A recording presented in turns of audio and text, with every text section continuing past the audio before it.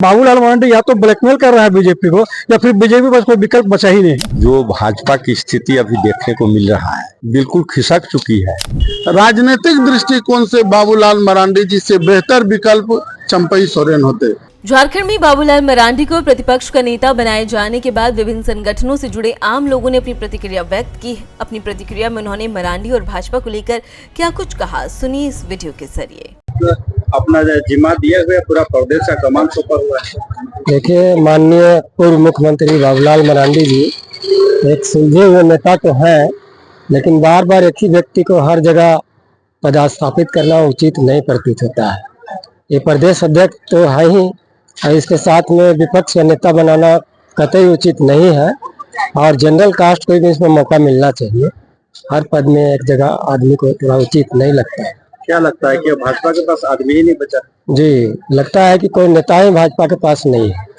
अच्छा, इसके चलते मजबूरी? हाँ, मजबूरी बस ये। भारतीय जनता पार्टी अगर ये सोच के बाबूलाल मरांडी को प्रतिपक्ष का नेता बना दिया है कि भारतीय जनता पार्टी पुनः सरकार में आ जाएगा, ऐसी कहीं कोई बात नहीं है। बाबूलाल मरांडी कोई चमत्कारी व्यक्ति नहीं है। बाबूलाल मरांडी जो है सो प्रथम मुख्यमंत्री थे और आज भी विपक्ष के नेता है। इस बीच में भारतीय जनता पार्टी के चलते ही राज्य की जनता को जो है सो ये दुर्गति हो रहा है। कई लंबे समय तक मैंने भारतीय जनता पार्टी ही शासन झारखंड में किया है। 24 साल के झारखंड होने के बाद में अगर बार बार बाबूलाल मरांडी पर अगर भारतीय जनता पार्टी दांव खेल रहा है तो भारतीय जनता पार्टी का ये बहुत बड़ा भूल है।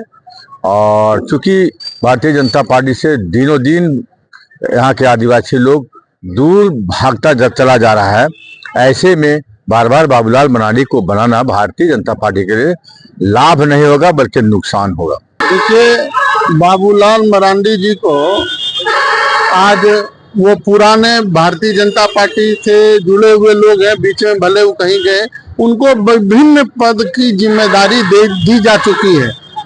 ऐसे में जो कोई भी दूसरा जनजाति समाज का नेता भारतीय जनता पार्टी में सम्मिलित होता है, उसको नजरअंदाज किया जाना, या जो भी दूसरे जनजाति समाज के नेता हैं, आज जरूरत था चंपई सोरेन जी को इस पद पर सुशोभित करने का, क्योंकि उन्होंने बहुत बड़ा त्याग करके झारखंड मुक्ति मोर्चा को छोड़कर भारतीय जनता पार्टी पर विश्वास जताया था। आज हम कह सकते हैं कि राजनीतिक दृष्टिकोण से बाबूलाल मरांडी जी से बेहतर विकल्प चंपई सोरेन होते, और सरकार को विचार करना चाहिए। ऐसे में दूसरा पार्टी से जो भी लोग आएगा वो अपने को उपेक्षित समझेगा और अगले चुनाव में वह दिल से पार्टी के साथ काम नहीं करेगा। हमारा प्रतिक्रिया यही होगा कि लगता है कि झारखंड प्रदेश में बाबूलाल मरांडी जी के अलावा कोई दूसरा नेता नहीं है, क्योंकि ये जेबीएम से आए, उन्हीं को तुरंत प्रदेश अध्यक्ष बना दिए और अभी विपक्ष के नेता बना दिए। तो इसे साफ साबित होता है कि एक ही आदमी को देखते देखते झारखंड के लोग जो है उब चुका है, और इनका जो जनाधार है आने वाला चुनाव 29 में, हमको लगता है कि जो मूल वोटर इनका है, जो इनका कोर वोटर है, इस रवैये से ये लोग भी दूसरे पार्टी की ओर चले जाएंगे, और फिर बाद में भारतीय जनता पार्टी को झारखंड से पछताना पड़ेगा। इस पर पुनर्विचार करे वो। इस झारखंड राज्य में जो भाजपा की स्थिति अभी देखने को मिल रहा है, इसकी जो जनाधार है बिल्कुल खिसक चुकी है। और चूंकि आदिवासी जो झारखंड के हैं उनका मोह भंग हो चुका है भाजपा से, और भाजपा जो है सो ये बाबूलाल को प्रतिपक्ष का नेता इसलिए बनाया है कि आप सुनते होंगे कि जंगल में हथनी को भेजा जाता है हाथी को फंसाने के लिए, उसी तरह से आदिवासियों को आकर्षित करने के लिए इनको प्रतिपक्ष का नेता बनाया गया है।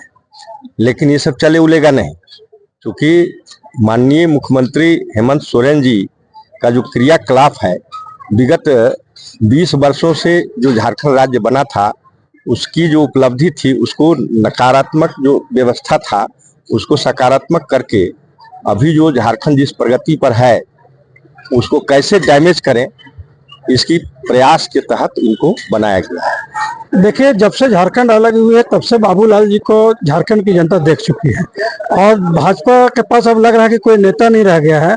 काट का हांडी को कितना बार चढ़ाइएगा, वही लग रहा है कि प्रदेश अध्यक्ष भी उन्हीं को, प्रतिपक्ष का नेता भी उन्हीं को, मुख्यमंत्री का नाम अगर आएगा तो उन्हीं का नाम प्रपोज किया जाएगा। तो आज जो झारखंड में जो बड़े बड़े नेता भारतीय जनता पार्टी के साथ जुड़ रहे हैं या फिर दूसरे दल के भी नेता छोड़ करके और भारतीय जनता पार्टी के हैं, आखिर उनके लिए क्या जगह बच गया है? मतलब तो साफ झलक रहा है कि बाबूलाल मरांडी मजबूरी हो गई है बीजेपी के लिए कि इनके बिना बीजेपी चल नहीं सकता है। लोगों को लग रहा था कि राज्यपाल से इस्तीफा देने के बाद से माननीय रघुवर दास जी जो पूर्व मुख्यमंत्री, उनको कुछ बेहतर जगह दी जाएगी, लेकिन बाबूलाल मरांडी या तो ब्लैकमेल कर रहा है बीजेपी को या फिर बीजेपी बस कोई विकल्प बचा ही नहीं है बाबूलाल जी के अलावा। इसलिए ये जो बनाया गया है ये सिर्फ एक मजबूरी के तहत भारतीय जनता पार्टी बाबूलाल मरांडी को ढो रही है या तो फिर कहीं ना कहीं बाबूलाल मरांडी से ब्लैकमेल हो रही है। लोकसभा और विधानसभा के चुनाव में लगातार पार्टी की हार के बाद भाजपा ने एक बार फिर झारखंड में बाबूलाल मरांडी पर अपना दांव लगाया है, लेकिन जिस तरह से लोगों की प्रतिक्रिया आ रही है उसके हिसाब से नहीं लगता है कि बाबूलाल मरांडी को लाने के बाद भाजपा को कोई लाभ मिलने वाला है। भारत एक्सप्रेस के लिए गुमला से प्रमोद कुमार।